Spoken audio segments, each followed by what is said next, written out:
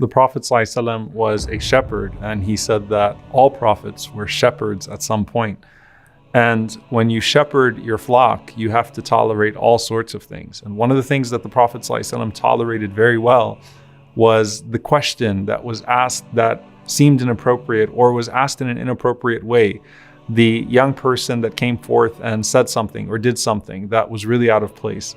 The Prophet ﷺ encouraged you to come forth and to ask your questions about deen, about the religion, so that your ignorance does not get the best of you and then somehow end up translating into the ignorance of a larger group of people.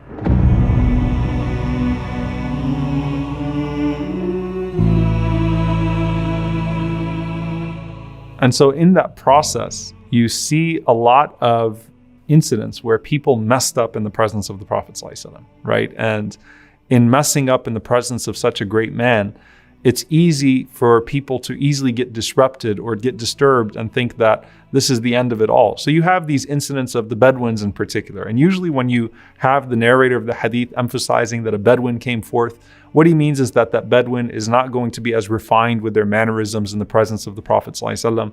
And so they're going to interrupt him in the middle of his khutbahs. They're going to interrupt him while he's talking to people. They're going to maybe approach him more abrasively. And all the Prophet ﷺ would do is he would finish his train of thought, which is very interesting about his personality, sallallahu alaihi wasallam. He wouldn't stop in the middle of his khutbah, but he would continue to talk. And then after he finished, the Prophet ﷺ would then ask who asked the question, who was the one that had raised their voice, who wanted some sort of clarification. So he did not lose the entire gathering. And at the same time, the Prophet ﷺ did not let that person's question go to waste. And so the famous story of the man that asked the Prophet ﷺ, when is the hour? And the Prophet ﷺ waited until the end of his khutbah. And then the Prophet ﷺ said, where is the person who asked me about the hour? You also see the Prophet ﷺ, in one hadith, picking off dried snot from the minbar. And he peels it off himself, ﷺ, and he says, isn't there a better place for people to leave this? So you had a person that actually had left dried snot on the minbar of the Prophet ﷺ. You have the story of the man who walks in and the Prophet ﷺ was leading the companions in prayer, and this man did not know yet of the prohibition of speaking in the salah. So when he walks into the prayer, he says, Assalamu alaikum to the people, and no one responds to him.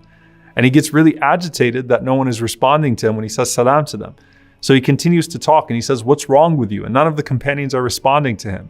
And the Prophet ﷺ, after the salah, he says, where's the person that asked the question about why no one was responding to him? And he validated him, ﷺ. He said that it used to be permissible to say salam and to talk in salah in a moderate way, the way that you would in tawaf or something of that sort. But Allah subhanahu wa ta'ala has prohibited it. And of course, the famous story of the Bedouin who came into the masjid and who urinated in the masjid. Now, before he urinated in the masjid, he was praying behind the Prophet ﷺ, and he had a general unkempt look and appearance that the Sahaba were a little bothered by the way he was carrying himself. And he already felt unwelcomed in the masjid. And as he was praying behind the Prophet ﷺ, at the end of the salah, he said, Allahumma arhamni warham Muhammada wa la tarham ma'na ahada. Oh Allah, have mercy on me, have mercy on Muhammad, and don't have mercy on anyone else. And the Prophet ﷺ, he turned around and he said that you've made something so expansive, so narrow and limited. The mercy of Allah can cover everyone. And then he goes to the corner of the masjid and he starts to urinate. So this actually happened before he started to urinate. So he just starts urinating in the masjid, and the Sahaba are about to rush this man and take him out. I mean, this is the masjid of the Prophet ﷺ. And the Prophet ﷺ says, stop. And he even says, ﷺ, let him finish. Let him finish and don't scare him any further. Let him continue to do his thing. And then after he's done, the Prophet ﷺ, he orders the companions to take some buckets of water and to pour water on the place that he urinated. And he simply says to the man, he says that these places, these masajid, are places for the remembrance of Allah, and it's not befitting that a person urinates in these places. And the Prophet ﷺ turns to the companions and he says, إِنَّمَا بُعِثْتُم مُيَسِّرِينَ وَلَمْ تُبْعَثُوا مُعَسِّرِينَ, that you were sent to bring ease to the people. You were not sent to bring hardship. And on that note, since it's Ramadan, one of the most beautiful stories that you find is the story of Salama ibn Sakhr, radiyallahu ta'ala anhu. Salama ibn Sakhr was a young man who used to say, كنت أصيب من النساء ما لا يصيب غيري. He said, look, I loved women more than other people loved women. So I had an issue where I loved women too much and I could not restrict my desires, my shahwa, in the month of Ramadan.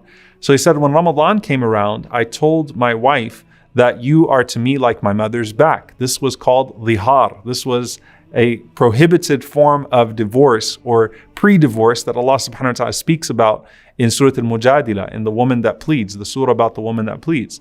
But he pronounced it on her at that time because he wanted to basically make her not like his wife as a means of stopping himself from being intimate with her. So that didn't last very long. Some of the time went by, and he says that one night I saw some of her leg. He said, فَلَمْ أَلْبَثْ أَنْ نَزَوْتُ عَلَيْهَا. And he said, I could not hold myself. And of course, we know what happens next. He was intimate with her. So he says, the next day I woke up and I went and I told my people what happened. And they were looking at me like, you're in trouble. You know, there is no way that you're going to get around this. So I said to them, well, come with me to Rasulullah sallallahu alaihi wasallam, to the Messenger of Allah, so that we could see what's going to happen in my regard. And all of them said, La wallah. They said, no way, you go by yourself. So I went to the Prophet sallallahu alaihi wasallam and I told him what happened. And the Prophet sallallahu alaihi wasallam said, Anta bidak ya Salama? Did you really do that, Salama? And he said, twice, Ya Rasulullah. I actually messed up twice, O Messenger of Allah. And he said, I am content with whatever Allah subhanahu wa ta'ala orders in regards to me. So go ahead and take a decision, and you're going to find me ready to undertake that command from Allah subhanahu wa ta'ala. So the Prophet ﷺ says, okay, free a slave. He said, وَالَّذِي بَعَثَكَ بِالْحَقِّ. He said, by the one who sent you with the truth, he said, I don't possess a neck other than this neck. And he struck the surface of his neck, saying to the Prophet ﷺ, I can't free anyone else's neck because this is all I have. So the Prophet ﷺ says then, okay, in that case, go ahead and fast 2 consecutive months, mutatabi'in. So I said to the Prophet ﷺ, Ya Rasulullah, what happened to me in the first place happened to me because of my fasting. Remember, he just told the Prophet ﷺ, tell me anything and I'll do it. And now he's making excuses as the Prophet ﷺ is telling him things. So the Prophet ﷺ said, fine, you know what? Feed 60 poor people with a wasq of tamr, of dates. So he said, Ya Rasulullah, وَالَّذِي بَعَثَكَ بِالْحَقِّ. We are the hungriest people. I swear by the one who sent you in truth, we are the hungriest people, and we pass nights upon nights without having food for ourselves. So the Prophet ﷺ, what does he do? He goes and he gets him the dates himself, sallallahu alaihi wasallam, and he says, go out and feed 60 people, and then feed yourself and your family with the remaining dates. So here he comes back to his people, and instead of being destroyed like he thought and they thought he was going to be, he's carrying all of this food for them. And he says to them, when I came to you people, I found nothing but doom and poverty.